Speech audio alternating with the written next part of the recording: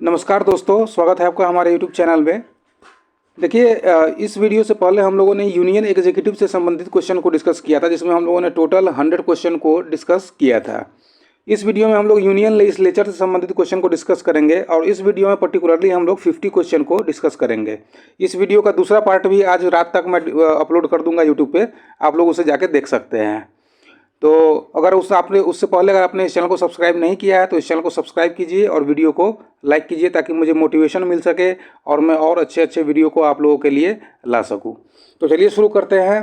आज का पहला क्वेश्चन है कि members of Rajya Sabha are elected according to, जो राज्यसभा के मेंबर होते हैं उन्हें किस प्रकार से इलेक्ट किया जाता है। तो मेंबर ऑफ राज्यसभा जो होते हैं उन्हें सिंगल ट्रांसफरेबल वोट के सिस्टम के द्वारा इलेक्ट किया जाता है। आपको याद रखना है कि मेंबर ऑफ राज्यसभा जो होते हैं, राज्यसभा का जो इलेक्शन होता है वो सिंगल ट्रांसफरेबल वोट सिस्टम के द्वारा होता है। तो इसका सही ऑप्शन हो जाएगा ऑप्शन नंबर सी। अगला क्वेश्चन है, Rajya Sabha can have a maximum strength of, Rajya Sabha में मैक्सिमम कितने मेंबर हो सकते हैं। तो राज्यसभा में मैक्सिमम 250 मेंबर्स हो सकते हैं, ये आपको याद रखना है। अगला क्वेश्चन है कि at present the Rajya Sabha consists of how many members, अभी प्रेजेंट में राज्यसभा में कितने मेंबर होते हैं। तो प्रेजेंट में राज्यसभा में 245 मेंबर्स होते हैं, जिसमें 12 मेंबर्स जो होते हैं उन्हें जो प्रेसिडेंट होते हैं वो नॉमिनेट करते हैं। 12 मेंबर्स को प्रेसिडेंट नॉमिनेट करते हैं from various fields, from art हो गया, फ्रॉम साइंस हो गया, इन सब फील्ड से, सोशल सर्विस हो गया, तो इन सब फील्ड से प्रेसिडेंट जो है 12 मेंबर्स को नॉमिनेट करते हैं। और टोटल कुल मिला के 245 मेंबर्स जो है वो अभी प्रेजेंट है राज्यसभा में। अगला क्वेश्चन है, who was the first speaker of Lok Sabha, Lok Sabha के पहले स्पीकर कौन थे। तो लोकसभा के पहले स्पीकर थे जीवी मावलंकर। जीवी मावलंकर जो थे वो लोकसभा के पहले स्पीकर थे। अगला क्वेश्चन है, who according to the anti defection act, anti defection act के अनुसार कौन सा लोकसभा का फाइनल अथॉरिटी होता है डिस्क्वालिफिकेशन के लिए डिफेक्शन के केस में। यानी कि किसी भी मेंबर पे अगर एमपी पे अगर डिफेक्शन का केस लगता है तो फाइनल अथॉरिटी किसके पास होती है। तो फाइनल अथॉरिटी होती है स्पीकर के पास। अगर स्पीकर अगर चाहेगा, अगर स्पीकर को अगर ऐसा लगेगा कि वो डिफेक्शन के अंतर्गत वो अगर पाया जाता है तो उसे लोकसभा से हटाया जा सकता है, निलंबित किया जा सकता है। तो इसका सही आंसर हो जाएगा स्पीकर। अगला क्वेश्चन है कि who is authorise to decide over a dispute regarding disqualification of member of parliament, जो डिस्क्वालिफिकेशन होता है पार्लियामेंट में एमपीज का, उसका जो है उसमें अथॉरिटी किसके पास होती है, फाइनल अथॉरिटी किसके पास होती है। तो वो होती है प्रेसिडेंट के पास। प्रेसिडेंट के पास फाइनल अथॉरिटी होती है किसी भी मेंबर के डिस्क्वालिफिकेशन के डिस्प्यूट को देखने के लिए। ये काफ़ी इंपॉर्टेंट क्वेश्चन है, इस क्वेश्चन को देख लेते हैं कि मैच द फॉलोइंग करना है। तो स्टार्ट क्वेश्चन का मतलब क्या होता है। तो स्टार्ट क्वेश्चन का मतलब क्या होता है, अनस्टार्ट क्वेश्चन का मतलब क्या होता है, शॉर्ट नोटिस क्वेश्चन का मतलब क्या होता है। तो पहला है one asked by a member on matters of public importance of an urgent nature. Urgent nature का कोई भी अगर इशू होता है जो पब्लिक इंपॉर्टेंस के अर्जेंट नेचर के लिए होता है, तो इसे क्या बोलते हैं। तो इसे बोलते हैं short notice question. Short notice question जो होता है वो पब्लिक मैटर का जो अर्जेंट क्वेश्चन होता है उस मैटर को दर्शाता है। तो इसका सही ऑप्शन हो जाएगा ऑप्शन नंबर सी। दूसरा है one for which the concern minister has to lay on the table a written answer. Written answer के लिए कौन सा क्वेश्चन होता है कि अगर ओपोजिशन के मेंबर ने पूछ लिया, किसी एमपी ने अगर पूछ लिया कोई क्वेश्चन अगर, तो उसका रिटेन आंसर चाहिए, तो उसका होता है अनस्टार्ड क्वेश्चन, उसे बोलते हैं अनस्टार्ड क्वेश्चन। अनस्टार्ड क्वेश्चन में रिटेन में रिप्लाई चाहिए होता है। और सी कहता है, तीसरा कहता है one for which an oral answer is required to be given by a minister on the floor of the house. वो आंसर, वो क्वेश्चन जिसके लिए ओरल आंसर चाहिए पार्लियामेंट में, उसे कहते हैं स्टार्ड क्वेश्चन। स्टार्ड क्वेश्चन, तो स्टार्ड क्वेश्चन हो गया जिसके लिए ओरल चाहिए, ओरल में रिप्लाई चाहिए। अनस्टार्ड क्वेश्चन हो गया जिसके लिए रिटेन में रिप्लाई चाहिए। और शॉर्ट नोटिस क्वेश्चन वो हो गया जो अर्जेंट पब्लिक इंपॉर्टेंस का रहता है मैटर, उसे कहते हैं शॉर्ट नोटिस क्वेश्चन। तो इसका सही ऑप्शन हो जाएगा ऑप्शन नंबर डी। अगला क्वेश्चन है, तो Lok Sabha is called in session for at least how many, Lok Sabha को एक साल में कितनी बार बुलाया जाता है। तो इसे बुलाया जाता है 3 बार बुलाया जाता है। एक बार फरवरी में बुलाया जाता है, एक बार जुलाई में और एक बार नवंबर में। ये डेट चेंज भी होते रहता है, जब भी अगर प्रेसिडेंट चाहेंगे तो लोकसभा को बुला सकते हैं। यानी कि मिनिमम जो है वो 3 बार बुलाया जाता है। अगला क्वेश्चन है कि जीरो आवर क्या होता है।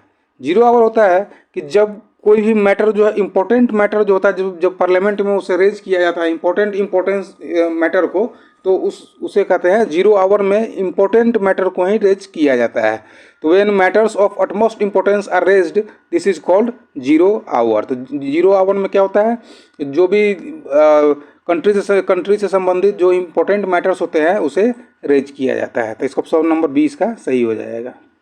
अगला क्वेश्चन है कि when the Lok Sabha is dissolve, जब लोकसभा डिसॉल्व हो जाता है the speaker continues in office, जब तो स्पीकर कब तक ऑफिस में रहते हैं, जब तक कोई नया स्पीकर नहीं इलेक्ट हो जाता है उस समय तक स्पीकर जो है वो ऑफिस में कंटिन्यू रहते हैं, यानी कि वो अपने पद पर कायम रहते हैं। तो यानी कि जब भी कोई लोकसभा अगर डिसॉल्व हो जाती है, जैसे अभी लोकसभा का इलेक्शन होने वाला है और लोकसभा अगर डिसॉल्व हो जाएगी, तब भी स्पीकर जो है वो स्पीकर बने रहेंगे अनटिल और unless new speaker is elected. अगला क्वेश्चन है कि who is the ex officio chairman of Rajya Sabha, Rajya Sabha के एक्स ऑफिशियो चेयरमैन कौन होता है, तो वो वाइस प्रेसिडेंट होते हैं। राज्यसभा के एक्स ऑफिशियो चेयरमैन कौन होते हैं, तो वाइस प्रेसिडेंट जो होते हैं इंडिया के वो एक्स ऑफिशियो चेयरमैन होते हैं राज्यसभा के। अगला क्वेश्चन है parliaments expenditure is controlled by, यानी पार्लियामेंट में जो एक्सपेंडिचर होता है उसको कौन देखता है, तो उसे कंट्रोलर एंड ऑडिटर जनरल उसे देखता है। यानी कि एक्सपेंडिचर हो जाने के बाद जो उसका ऑडिट होता है वो कौन करता है, वो controller and auditor general of India जो है वो करते हैं। Under article 148 to article 151, under article 148 to 151 जो है वो कंट्रोलर एंड ऑडिटर जनरल जो है वो पार्लियामेंट के एक्सपेंडिचर को कंट्रोल करते हैं। अगला क्वेश्चन है कि विच of the following states has the largest percentage of reserved parliamentary seats, किस स्टेट के पास सबसे ज़्यादा रिजर्व्ड पार्लियामेंट्री सीट्स है, तो ये ऑब्वियस सी बात है, ये उत्तर प्रदेश में सबसे ज़्यादा लोकसभा सीट है, सबसे ज़्यादा राज्यसभा की सीट भी है और सबसे ज़्यादा एमएलए की सीट भी है। तो ये उत्तर प्रदेश इसका करेक्ट आंसर हो जाएगा। उत्तर प्रदेश में सबसे ज़्यादा जो है रिजर्व्ड पार्लियामेंट्री सीट्स अवेलेबल है। अगला क्वेश्चन है which one of the following statements regarding the office of speaker is correct, speaker के बारे में कौन सा स्टेटमेंट जो है वो करेक्ट है। तो पहला ऑप्शन देखें तो ही holds office during the pleasure of the president, क्या वो प्रेसिडेंट के प्लेजर पे ऑफिस होल्ड करते हैं, ये ऑप्शन गलत हो जाएगा क्योंकि उन्हें नियुक्ति किसके द्वारा की जाती है, वो लोकसभा में जितने मेंबर होते हैं उनके द्वारा उसकी अपॉइंटमेंट की जाती है और जो लोकसभा के मेंबर होते हैं वही उन्हें हटा भी सकते हैं बाई सिंपल मेजोरिटी वोटिंग के सिस्टम के द्वारा। तो ये ऑप्शन ये गलत हो जाएगा। He needs not be a member of the house at the time of his election but has to become a member of the house within 6 months from the date of election, ये भी गलत हो जाएगा। जिस समय वो speaker बनते हैं उस समय उन्हें हाउस का मेंबर होना जो है वो ज़रूरी होता है। ये जब प्राइम मिनिस्टर या फिर कोई मिनिस्टर बनते हैं उसके लिए ये टर्म्स एंड कंडीशन जो है वो लागू होता है। अगला क्वेश्चन है loses is office if the house is dissolve, अभी हम लोगों ने देखा कि जब हाउस डिजॉल्व हो जाता है तब भी वो मेंबर जो है वो कंटिन्यू रहते हैं अनटिल और unless new speaker is elected, तो ये ऑप्शन भी गलत हो जाएगा।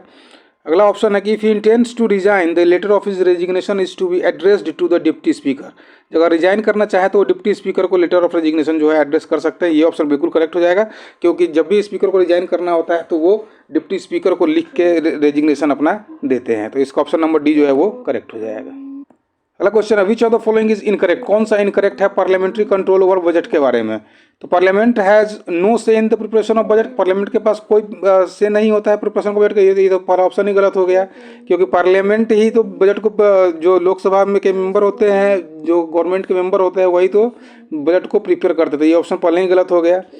Parliament has the power to increase expenditure charge on consolidated fund, parliament के पास पावर होता है ये कि चार्ज एक्सपेंडिचर जितने होते हैं उसको इंक्रीज कर सके या उसको डिक्रीज कर सके, तो ये ऑप्शन तो बिल्कुल सही है। Parliament has no power to impose a tax without the president's recommendation, ये भी बिल्कुल सही है, कोई भी अगर टैक्स का रिकमेंडेशन होगा तो उसमें प्रेसिडेंट की एसेंट जो है वो बिल्कुल नेसेसरी है। Parliament can not increase a tax without the president recommendation, ये भी सही है कि पार्लियामेंट जो है बिना प्रेसिडेंट के एसेंट के कोई भी टैक्स को इंक्रीज नहीं कर सकता है, इवन डिक्रीज भी नहीं कर सकता बिना प्रेसिडेंट के रिकमेंडेशन के। अगला क्वेश्चन है तो Lok Sabha secretariat comes under the direct supervision, Lok Sabha का सेक्रेटेरिएट जो है वो किसके अंदर में आता है, तो मिनिस्ट्री ऑफ ह्यूमन अफेयर्स के अंदर में आता है वो लोकसभा का जो सेक्रेटेरिएट होता है वो। तो लोकसभा का सेक्रेटेरिएट जो है वो आता है directly under ministry of human, ये ऑप्शन गलत है, मिनिस्ट्री ऑफ ह्यूमन अफेयर्स नहीं है, ये होगा speaker of Lok Sabha. Speaker of Lok Sabha के अंतर्गत जो है जो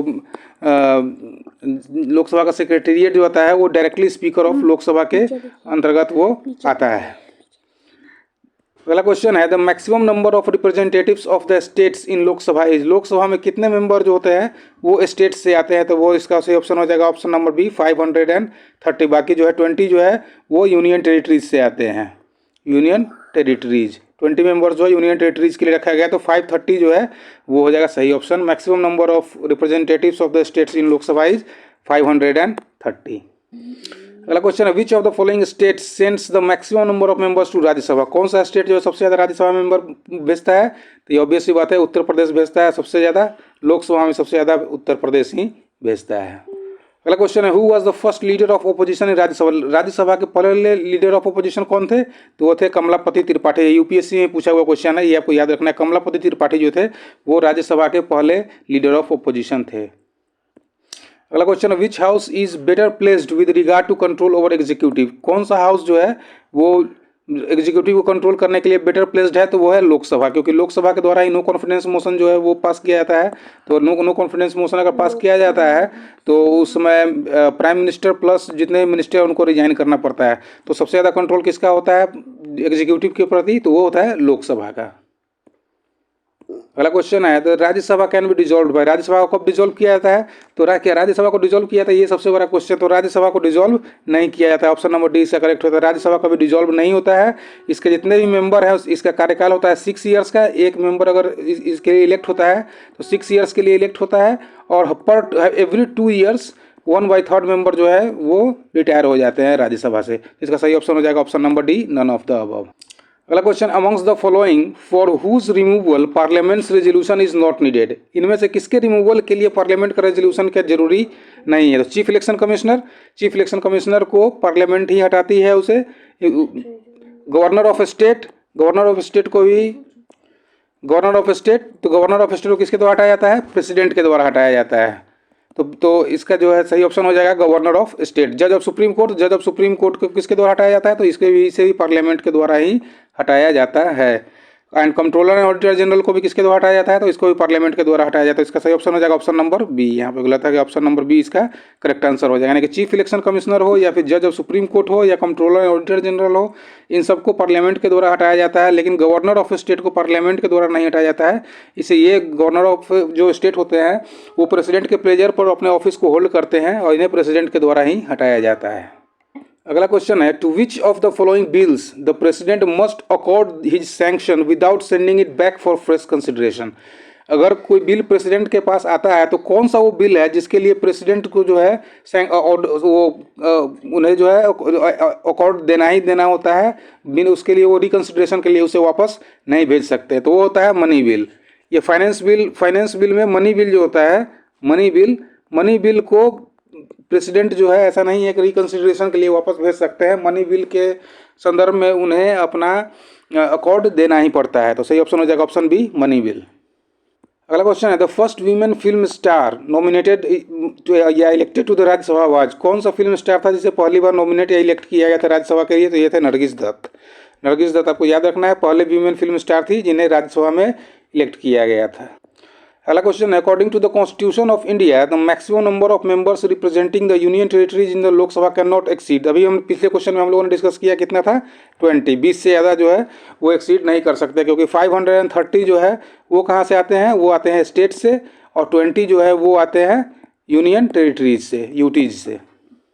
अगला क्वेश्चन है, what type of party system has been evolved in India? India में किस प्रकार का पार्टी सिस्टम है? तो इंडिया में है मल्टी पार्टी सिस्टम, क्योंकि आप देखते हैं कौन कौन सा पार्टी है, बीजेपी भी है, कांग्रेस भी है, और दुनिया भर का पार्टी जो है इंडिया में, रीजनल पार्टीज़ भी है। 6 तो हमारे पास नेशनल पार्टी है। तो हमारे पास कौन सा है? मल्टी पार्टी सिस्टम है। बाई पार्टी सिस्टम कहाँ पे है? बाई पार्टी सिस्टम होता है यूएस जैसे कंट्रीज में, जहाँ दो ही पार्टी होती है, रिपब्लिकन पार्टी और डेमोक्रेटिक पार्टी होती है, वही इलेक्शन लड़ती है हर बार, तो वहाँ होती है बाई पार्टी सिस्टम। तो इंडिया में कौन सा है? Multi party system. अगला question, the constitution of India does not mention the post of? Constitution of India जो है कौन से पोस्ट के बारे में चर्चा नहीं करता है? डिप्टी चेयरमैन ऑफ राज्यसभा, इसके बारे में कॉन्स्टिट्यूशन ऑफ इंडिया में लिखा हुआ है। डिप्टी प्राइम मिनिस्टर के बारे में कॉन्स्टिट्यूशन में कुछ भी डिस्कशन नहीं किया गया है। तो ये आपको याद रखना है, ऑप्शन नंबर बी जो है वो करेक्ट हो जाएगा कि constitution of India does not mention the post of deputy speaker. Deputy speaker of Lok Sabha के बारे में भी चर्चा है, और deputy speaker of state legislative assemblies के बारे में भी चर्चा है। डिप्टी प्राइम मिनिस्टर के बारे में कोई भी डिस्कशन कॉन्स्टिट्यूशन में नहीं किया गया है। अगला क्वेश्चन है, the speaker of the Lok Sabha is elected by? जो स्पीकर लोकसभा के स्पीकर होते हैं उन्हें इलेक्ट किया जाता है किसके द्वारा? तो all the members of Lok Sabha. Lok Sabha के स्पीकर को लोकसभा के मेंबर्स के द्वारा ही इलेक्ट किया जाता है। अगला क्वेश्चन है कि विच of the following is the correct sequence of the grades officers in the central secretariat. Central secretariat में ऑफिसर का ग्रेड जो है वो कैसे होता है। तो सबसे पहले इसमें कौन आते हैं, तो सबसे पहले आता है, सबसे नीचे जो है कौन आता है, सबसे नीचे आता है अंडर सेक्रेटरी। अंडर सेक्रेटरी के बाद कौन सा आता है, अंडर सेक्रेटरी के बाद आता है ज्वाइंट सेक्रेटरी। ज्वाइंट सेक्रेटरी के बाद आता है डायरेक्टर। डायरेक्टर के बाद आता है सबसे पहले उसके बाद आता है आपका ज्वाइंट सेक्रेटरी। ज्वाइंट सेक्रेटरी के बाद एडिशनल सेक्रेटरी और एडिशनल सेक्रेटरी के बाद सेक्रेटरी। यानी कि सबसे पहले कौन आ गया, तो सबसे पहले आ गया इसमें अंडर सेक्रेटरी। अंडर सेक्रेटरी सबसे पहले 1 नंबर पर अंडर सेक्रेटरी आ गया। सबसे नीचे अंडर सेक्रेटरी के बाद आ गए हमारे डिप्टी सेक्रेटरी, ये 2 नंबर पे आ गए। सॉरी, ये अंडर सेक्रेटरी 1 नंबर पर, ये सबसे नीचे है। उसके ऊपर आ गए ये डिप्टी सेक्रेटरी। डिप्टी सेक्रेटरी के ऊपर आ गए डायरेक्टर। डायरेक्टर के ऊपर आ गया वो ज्वाइंट सेक्रेटरी। ज्वाइंट सेक्रेटरी के ऊपर एडिशनल सेक्रेटरी और सबसे ऊपर कौन सा होता है, वो होता है सेक्रेटरी। तो ये आपको ऑप्शन याद रखना है। अगला क्वेश्चन है which of the following committees does not consist of any member from Rajya Sabha. Rajya Sabha से कौन सा कमेटी, कौन से में कोई भी मेंबर नहीं होता है, तो एस्टिमेट्स कमेटी में कोई भी मेंबर राज्यसभा से नहीं होता है। Public accounts committee, public grievance committee और कमेटी ऑन पब्लिक अंडरटेकिंग्स में राज्यसभा के मेंबर होते हैं, लेकिन एस्टिमेट्स कमेटी में राज्यसभा का कोई भी मेंबर नहीं होता है। और आपको ये भी याद रखना है कि एस्टिमेट कमेटी जो है वो सबसे बड़ी कमेटी होती है। Public accounts committee, estimates committee और पब्लिक अंडरटेकिंग कमेटी में सबसे बड़ी कमेटी कौन सी होती है, एस्टिमेट्स कमेटी होती है। अगला question, chairman of public accounts committee is, जो पब्लिक अकाउंट्स कमेटी के चेयरमैन होते हैं वो किसके द्वारा इलेक्ट किए जाते हैं, तो वो अपॉइंट किए जाते हैं स्पीकर के द्वारा। और ये जनरली जो अपोजिशन पार्टी होती है उससे लिए जाते हैं। तो chairman of public accounts committee जो किसके द्वारा अपॉइंट की जाती है, स्पीकर के द्वारा अपॉइंट की जाती है। और जनरली कहाँ से होते हैं ये, तो ये अपोजिशन पार्टी से होते हैं। अगला क्वेश्चन है कि मैच द फॉलोइंग। इस मैच करने वाला क्वेश्चन है। सबसे पहले business advisory committee. Business advisory committee का क्या होता है, तो ये होता है बिजनेस एडवाइजरी कमेटी का सबसे पहले होता है ये prepares the time table for whole session. ये यानी कि इसका ऑप्शन हो जाएगा, ए का हो जाएगा ऑप्शन नंबर 4। ये बिजनेस एडवाइजरी जो बिजनेस होता है, जो पार्लियामेंट में जितना भी टाइम टेबल किया जाता है सेशन का, वो देखती है बिजनेस एडवाइजरी कमेटी। और इसकी बिजनेस एडवाइजरी कमेटी का अध्यक्ष कौन से होते हैं, ये होता है स्पीकर ऑफ लोकसभा। ये भी आपको याद रखना है, स्पीकर ऑफ लोकसभा जो है वो बिजनेस एडवाइजरी कमेटी के चेयरमैन होते हैं। उसके बाद है option number B, select committee. तो सिलेक्ट कमेटी का क्या होता है कि considers a bill and submits to the house a report. Select committee है, सिलेक्ट आपने बहुत बार सुना होगा कि इस बिल को सिलेक्ट कमेटी के पास भेज दिया जाता है। तो सिलेक्ट कमेटी क्या करती है, उस बिल को कंसीडर करती है और उसमें जो भी मॉडिफिकेशंस होते हैं मॉडिफिकेशंस करके उसे दोबारा जो है हाउस को प्रेजेंट करती है। तीसरा है एस्टिमेट्स कमेटी। तो एस्टिमेट्स कमेटी का क्या काम है, तो ये बजट एस्टिमेट को देखती है। एस्टिमेट्स कमेटी के नाम से ही पता चलता है एस्टिमेट, तो ये बजट एस्टिमेट को देखती है। और चौथा है पब्लिक अकाउंट्स कमेटी। तो ये जितने पब्लिक अकाउंट्स कमेटी में जो पब्लिक एक्सपेंडिचर होती है उसको ये देखते हैं। पब्लिक अकाउंट्स कमेटी में एक मेंबर कौन सा होता है ये आपको बताना है। तो पब्लिक अकाउंट्स कमेटी को कौन सा ऐसा कॉन्स्टिट्यूशनल पोस्ट है जो पब्लिक अकाउंट्स कमेटी की हेल्प करता है, तो वो करता है C&AG। C&AG जो है पब्लिक अकाउंट्स कमेटी को हेल्प करते हैं। तो सही ऑप्शन क्या हो जाएगा इसका, बिजनेस एडवाइजरी कमेटी का क्या काम है, जो टाइम टेबल होता है होल सेशन का वो देखना। सिलेक्ट कमेटी जो है बिल को कंसीडर करती है और हाउस को एक रिपोर्ट भेजती है। एस्टिमेट्स कमेटी जो है बजट एस्टिमेट्स को देखती है। और पब्लिक अकाउंट्स कमेटी जो है वो जो पब्लिक एक्सपेंडिचर जब हो जाता है तो उसके बारे में वो डिस्कशन करती है। अगला question, largest committee of parliament is. Parliament का लार्जेस्ट कमेटी क्या होता है, पहले ही आपको बताया आपको। एस्टिमेट्स कमेटी जो होती है इसमें 31 मेंबर्स होते हैं, 31 मेंबर्स होते हैं और ये लार्जेस्ट कमेटी होती है। इसमें राज्यसभा का कोई भी मेंबर नहीं होता है। अगला क्वेश्चन है which of the following parliamentary committees in India is acts as watchdog on departmental expenditure. Watchdog का काम कौन करता है, तो ये पब्लिक अकाउंट्स कमेटी करती है। इसकी हेल्प कौन सा करता है, C&AG इसकी हेल्प करता है। और C&AG को क्या कहा जाता है, guardian of public purse, GUARDIAN, guardian of public purse. Guardian of public purse भी कहा जाता है C&AG को। तो पब्लिक अकाउंट्स कमेटी को वॉचडॉग कहा जाता है डिपार्टमेंटल एक्सपेंडिचर और इरेगुलरिटीज के प्रति। अगला क्वेश्चन है which of the following committees exist only in Lok Sabha. कौन सा कमेटी है जो सिर्फ लोकसभा में ही एग्जिस्ट करती है, तो business advisory committee, committee on private member bill and resolution, committee on petition, committee on assurances and estimates committee. इनमें से कौन सा है जो सिर्फ लोकसभा में एग्जिस्ट करती है, राज्यसभा में एग्जिस्ट नहीं करती है। तो बिजनेस एडवाइजरी कमेटी जो होता है, बिजनेस एडवाइजरी कमेटी लोकसभा के लिए भी होती है और राज्यसभा के लिए भी होती है।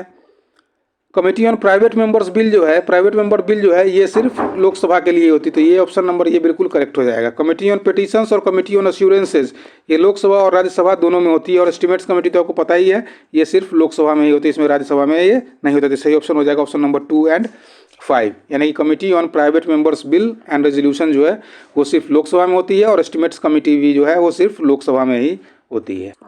अगला क्वेश्चन है, which one of the following pairs is not correctly match, कौन सा करेक्टली मैच नहीं है। तो पब्लिक अकाउंट्स कमेटी, इसको चेयर कौन करता है, तो मेंबर ऑफ अपोजिशन, हम लोगों ने अभी डिस्कस किया है।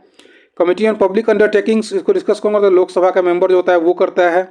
Committee on private members bill, private members bill कौन करता है, तो डिप्टी स्पीकर ऑफ लोकसभा जो है वो committee on private members bill and resolution को हेड करते हैं, चेयर करते हैं। और बिजनेस एडवाइजरी कमेटी के बारे में अभी आप लोगों को बताया हमने, ये स्पीकर ऑफ लोकसभा जो है वो इसको चेयर करते हैं। तो ये ऑप्शन नंबर ये गलत हो जाएगा, तो ऑप्शन नंबर डी इसका सही हो जाएगा, यानी कि public accounts committee member of opposition, committee on public undertakings को लोकसभा के मेंबर, और committee on private members bill and resolution को डिप्टी स्पीकर ऑफ लोकसभा। अगला क्वेश्चन है, which of the following statements regarding estimate committee are correct, estimate committee के संदर्भ में इनमें से कौन सा क्वेश्चन जो है वो सही है। तो no member of Rajya Sabha associated with it, बिल्कुल करेक्ट है, कोई भी मेंबर राज्यसभा से नहीं होता है, कि 31 के 31 मेंबर्स जो है वो लोकसभा के होते हैं। इच हैज़ 20 मेंबर्स, ये गलत है, इसमें 31 मेंबर्स होते हैं। Its members are elected in accordance with the system of proportional representation for a period of 1 year, 1 साल के लिए नियुक्ति होती है, बिल्कुल करेक्ट है। Speaker nominates one of its member to be chairman, उसके एक मेंबर जो होते हैं उसको चेयरमैन नियुक्त किया जाता है स्पीकर के द्वारा, ये भी सही है, यानी कि option number 1, 3 and 4 is correct, option number 2 incorrect है क्योंकि इसमें 31 मेंबर्स होते हैं।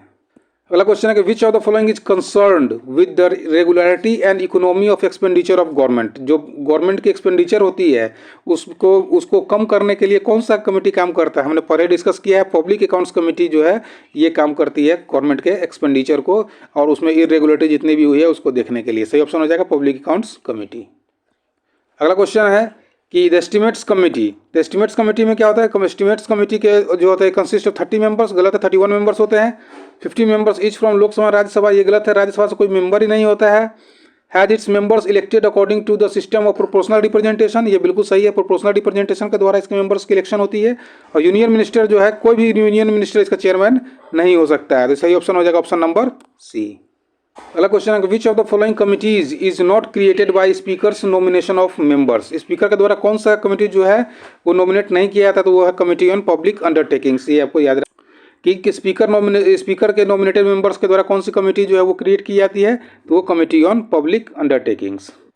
अगला क्वेश्चन है, काफ़ी इंपॉर्टेंट क्वेश्चन है, ये यूपीएससी में पूछा गया है, तो ये देखते हैं। With reference to the Indian public finance, Indian public finance के संदर्भ में कौन सा कथन जो है वो सही है। Disbursement from public accounts of India subject to vote of parliament, ये बिल्कुल करेक्ट है, क्योंकि आपको पता है कोई भी अगर एक्सपेंडिचर हुआ कंसोलिडेटेड फंड ऑफ इंडिया से तो पार्लियामेंट में उस पर वोटिंग होती है। पार्लियामेंट जब उसे पास करता है तो अप्रोप्रिएशन एक्ट बनता है, अप्रोप्रिएशन बिल बनता है, फिर प्रेसिडेंट के साइन होने के बाद अप्रोप्रिएशन एक्ट बनता है, और फिर वो जाके उससे पैसा निकाला जा सकता है।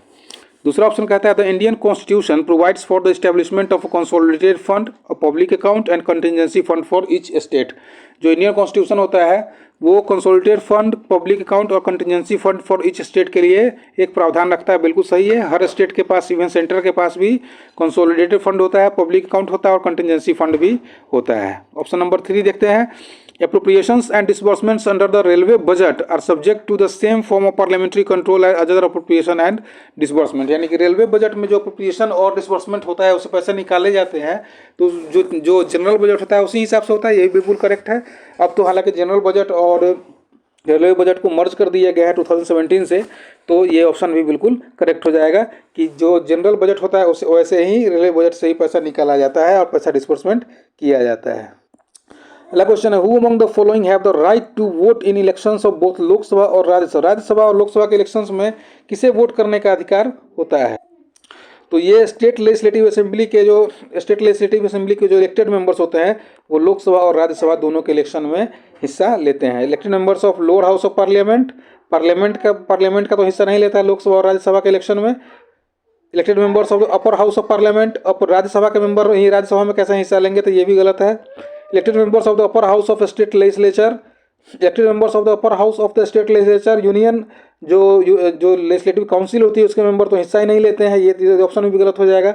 लेकिन जो लोअर हाउस के मेंबर जो होते हैं वो लोकसभा और राज्यसभा दोनों के इलेक्शन में हिस्सा लेते हैं, जो इलेक्टेड मेंबर्स होते हैं। ये ऑप्शन बिल्कुल करेक्ट हो जाएगा, ऑप्शन नंबर डी इसका करेक्ट आंसर हो जाएगा।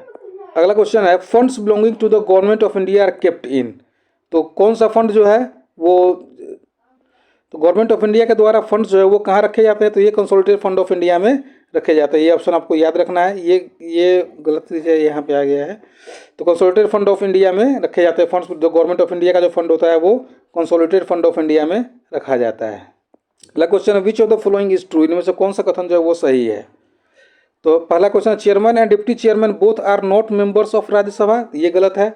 चेयरमैन जो है वो राज्यसभा के मेंबर नहीं हो सकते हैं, क्योंकि जो चेयरमैन होते हैं राज्यसभा के वो होते हैं वाइस प्रेसिडेंट, लेकिन डिप्टी चेयरमैन को राज्यसभा का मेंबर होना जरूरी है, तो ये ऑप्शन गलत हो जाएगा। In the election of president nominated members of state legislative assembly do not take part, while in election of vice president they take part, तो ये भी ऑप्शन गलत हो जाएगा, क्योंकि जो जो नॉमिनेटेड मेंबर्स होते हैं जो स्टेट लेजिस्लेटिव असेंबली के, ना वो प्रेसिडेंट के इलेक्शन में हिस्सा लेते हैं, ना वाइस प्रेसिडेंट के इलेक्शन में हिस्सा लेते हैं। अगला क्वेश्चन है, इन 1992 election of president of India the members of union territories participated for the first time, ये ऑप्शन बिल्कुल सही हो जाएगा। 1992 में जब प्रेसिडेंट का इलेक्शन हुआ था तो पहली बार जो थे यूनियन टेरिटरीज के मेंबर्स ने उसमें हिस्सा लिया था, सही ऑप्शन हो जाएगा ऑप्शन नंबर सी। अगला question, the representation to states in the Rajya Sabha is given on the basis of, जो राज्यसभा में जो स्टेट्स की रिप्रेजेंटेशन होती है, जैसे राज्यसभा में बिहार से कुल अगर 16 सीट्स है, तो ये 16 सीट किस बेसिस पे होती है, तो ये बेसिस होती है वो प्रोपोर्शन टू देयर पॉपुलेशन, जिसकी जितने ज़्यादा पॉपुलेशन होगी उसी हिसाब से उसकी सीट्स होती है। तो आपको याद रखना है कि representation to states in the Rajya Sabha is given on the basis of in proportion to their population. अगला क्वेश्चन है कि if the speaker of the lower house of states wants to resign, तो किसे एड्रेस करेंगे, तो वो करेंगे डिप्टी स्पीकर को। इवन अगर लोकसभा का स्पीकर भी रिजाइन करना चाहता है तो उसे डिप्टी स्पीकर को ही रेजिग्नेशन देना पड़ेगा, सही ऑप्शन हो जाएगा डिप्टी स्पीकर। अगला क्वेश्चन है, which of the following features restrict the authority of parliament in India, कौन सा फीचर जो है पार्लियामेंट के पावर को रिस्ट्रिक्ट करता है, तो पहला है कि रिटन कॉन्स्टिट्यूशन, बिल्कुल सही है, रिटन कॉन्स्टिट्यूशन है इसलिए पार्लियामेंट के पावर रिस्ट्रिक्ट हो जाती है कि जितना लिखा हुआ है उसी के अंदर में आपको काम करना है। फिर दूसरा कहता है कि सुप्रीम कोर्ट के पास भी पावर होता है कि पार्लियामेंट अगर कोई अनकॉन्स्टिट्यूशनल अगर लॉ बनाती है तो सुप्रीम कोर्ट उस लॉ को स्ट्राइक डाउन कर सकती है।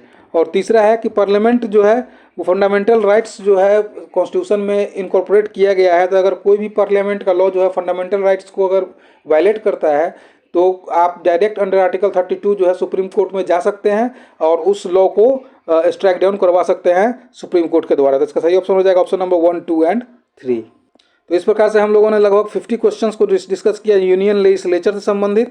अभी शाम रात होते होते मैं एक और वीडियो अपलोड कर दूंगा, जैसे 50 क्वेश्चन और यूनियन लेजिस्लेचर से संबंधित को हम लोग डिस्कस करेंगे। तो ये अगर वीडियो अच्छा लगा हो तो वीडियो को लाइक करें और चैनल को सब्सक्राइब करें। Thank you very much.